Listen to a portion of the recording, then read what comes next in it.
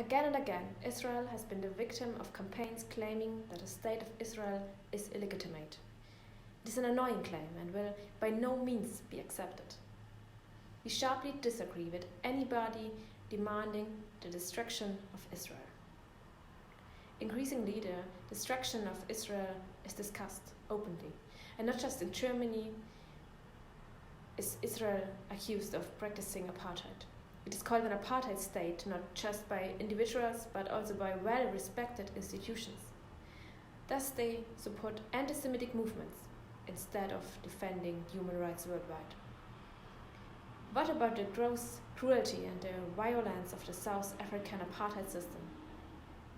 It is played down by accusing Israel of being an apartheid system as well.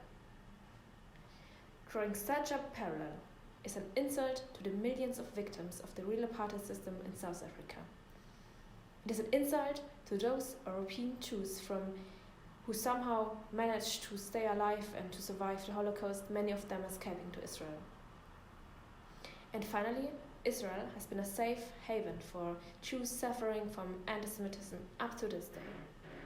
But obviously, there are people and institutions who would rather see such a safe haven abolished.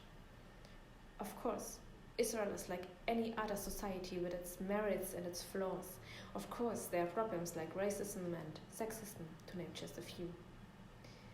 But there's one major difference. Israel is a constitutional democracy with freedom of speech and freedom of press. Injustice is criticized. Individuals can sue the government. That is the reason why so many people persecuted not just for religious reasons but also for political or sexual reasons like queerness have fled to Israel over the decades. So let me be clear. Israel is not an apartheid state. Everybody drawing such a parallel tries to demonize the Jewish state. We are against such a vulgar anti-Semitic claim. We are against all anti-Semitism.